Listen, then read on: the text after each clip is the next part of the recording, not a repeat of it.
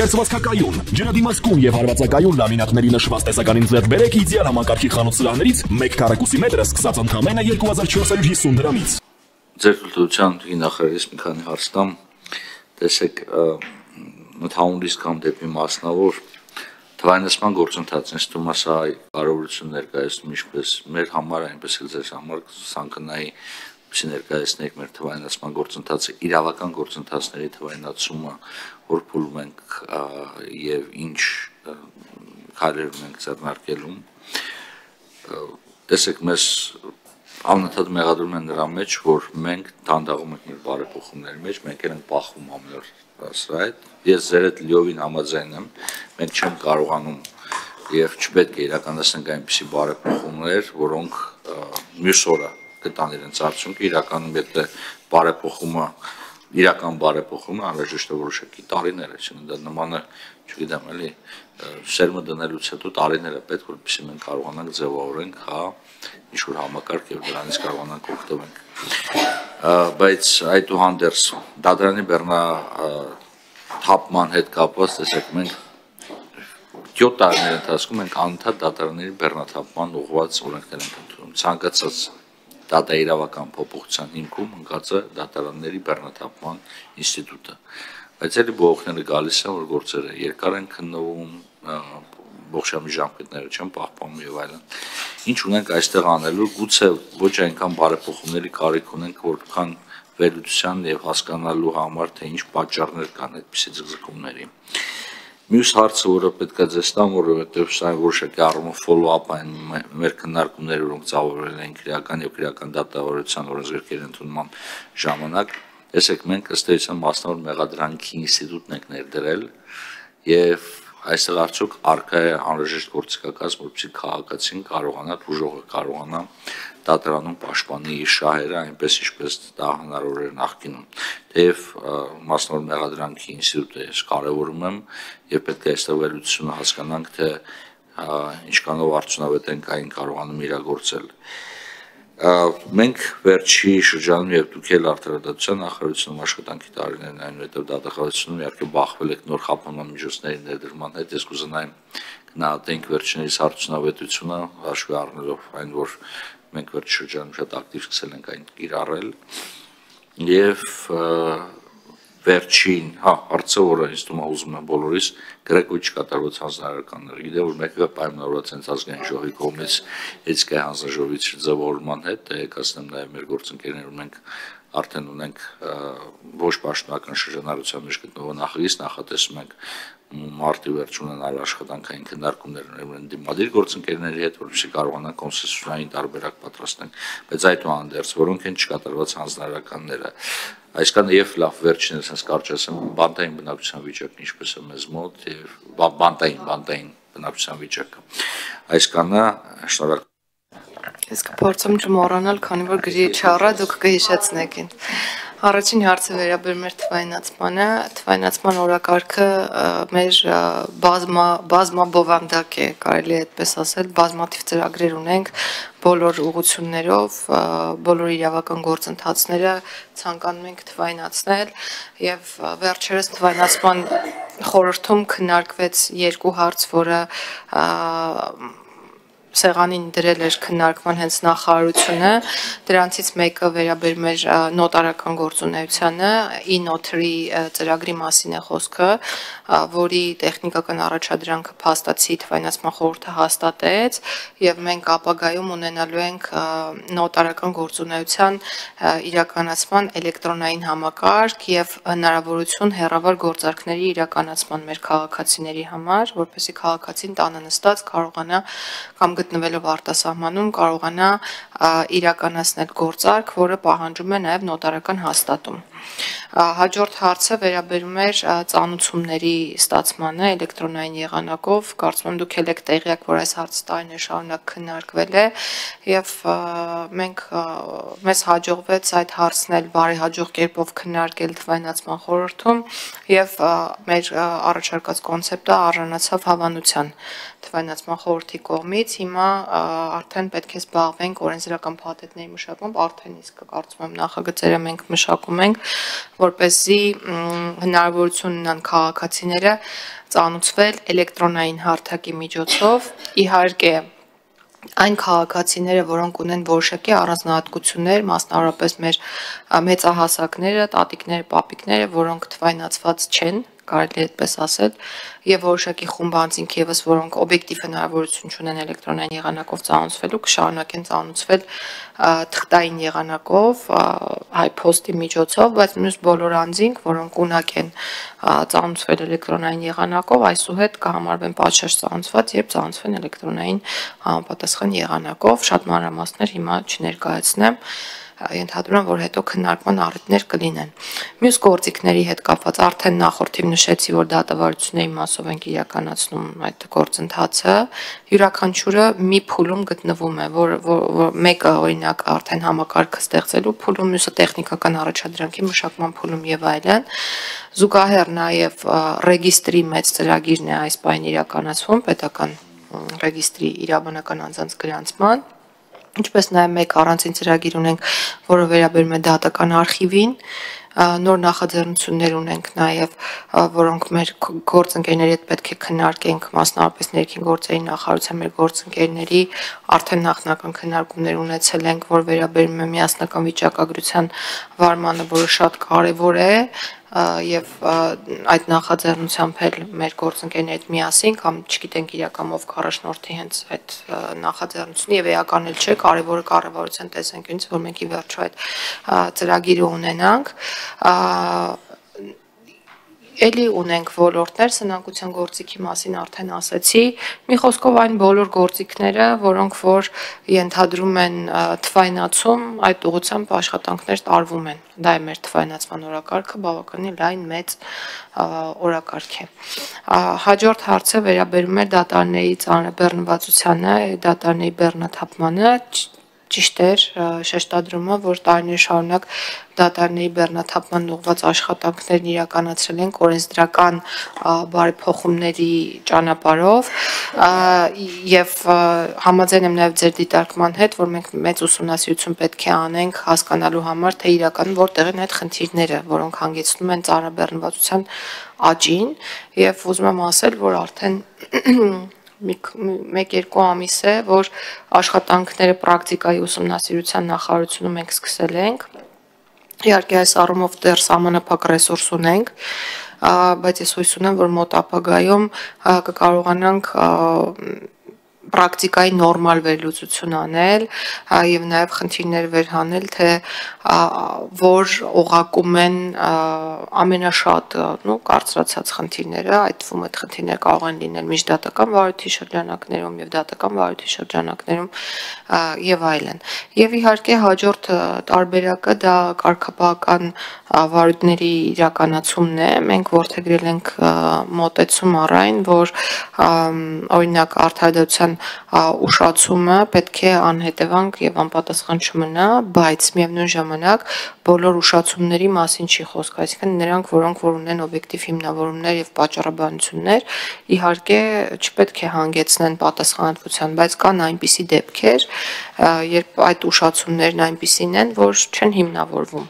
օբյեկտիվորեն չեն հիմնավորվում որևէ հստակ պատճառաբանությամբ եւ մեր մոտեցումն այն է, որ այդ դեպքերում մենք իհարկե մեր միջնորդությունները պետք է պնդենք ակնկալիքով, որ նաեւ բարձրագույն դատական խորհուրդը համապատասխան արձագանք կտա նման տիպ իրավիճակներին։ Ձեր հաջորդ հարցը վերաբերում էր մասնավոր մեղադրանքի գործերին, մասնավոր վարույթի հետ կապված մինչ այս պահը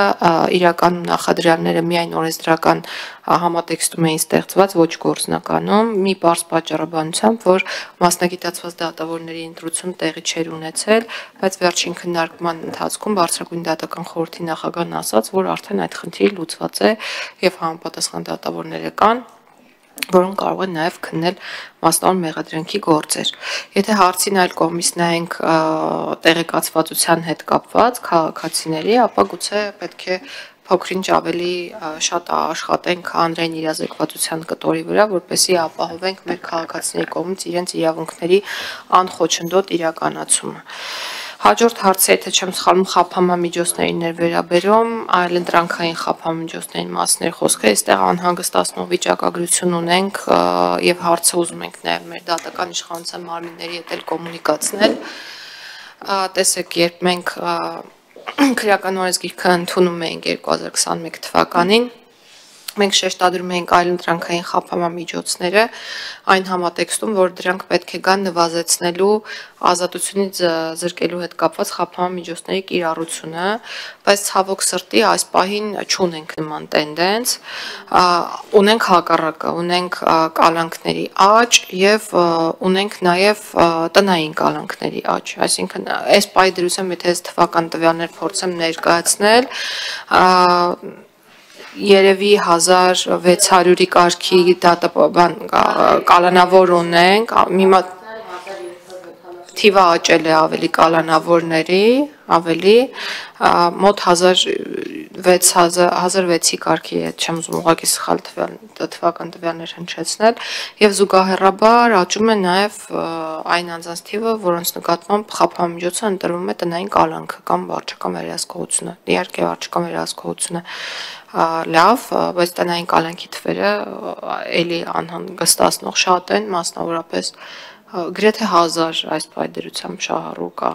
որոնց նկատմամբ կիրառված են այդ էլեկտրոնային մոնիտորինգի գործիքները։ Չեմ ուզում հարցի մասին շատ ավելի շատ խոսել, արդյունավետության տեսանկյունից իհարկե Արդյունավետության տեսանկյունից իհարկե անձի իրավունքներից միանշանակ բխում է, որ պետք է հնարավորության դեպքում կիրառվի ազատություն զրկելու չկապված խափամամիջոց եւ այդ խափամամիջոցը պետք է կիրառվի միայն այն դեպքում եւ դա բխում է գործի շահերից միայն։ Ես հույս ունեմ, որ պրակտիկան կգնա այն ուղղությամբ, որ ազատության սահմանափակման հետ կապված խափամամիջոցների կիրառությունը կնվազի ապագայում, իսկ դրա համար ինչի նախարարությունը մենք կփորձենք մշակել մեթոդական ուղեցույց, իհարկե ավել բան այս առումով չենք կարող անել որպես քաղաքականություն մշակող մարմին, որպեսզի նաև մեր իրավակիրառ մարմինները կարողանան օգտվել դրանից ինչ որ առումով ընտրելու համար խափաման որևէ միջոց կլինի դա, չգիտեմ, հեռանալու արգելք, սահմանահատելու արգելք, վարչական վերահսկողություն կամ տնային կալանք։ Խափամամիջոցների իրականացումը իրականում ես բավականին արդյունավետ կգնահատեմ, չնայած նրան, որ պրոբացիայի ծառայությունը բավարար չափով ռեսուրս չունի, սա շատ մեծ խնդիր է, որը կուզեմ շեշտադրել։ Եթե ունենանք բավարար չափով ռեսուրս, շատ ավելի արագ կարձականենք հնարավոր խախտումներին, իսկ այնպես չի, որ խախտումներ տեղի չեն ունենում, պրակտիկայում լինում են իրավիճակներ, երբ նույնիսկ այդ էլեկտրոնային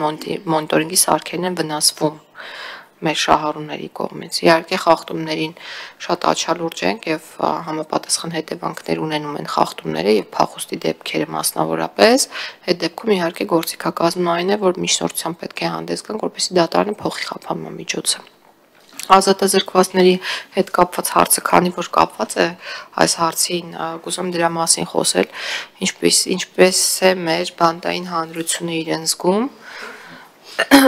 Ես կարծում եմ, որ մենք շարունակական բարելավման ճանապարհով ենք գնում իրենց կեցության պայմանների,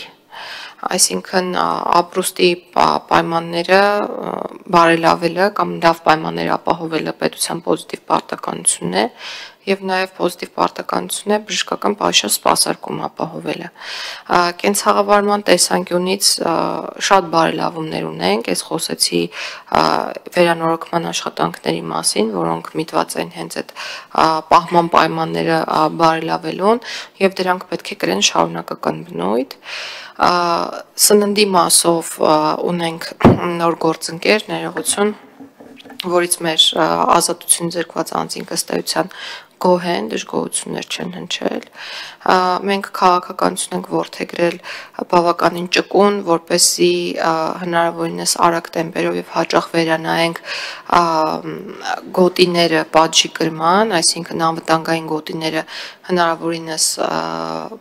արագ փոխենք այն դեպքում, երբ որ անձը բավարարում է որոշակի չափանիշների, այսինքն աչքի են գնում բարեխիղճ պահվածքով, չունի տուժեր, հակառակը ունի խրախուսանքներ, մասնակցում է վերասոցիալականացման ծրագրերին եւ այլն,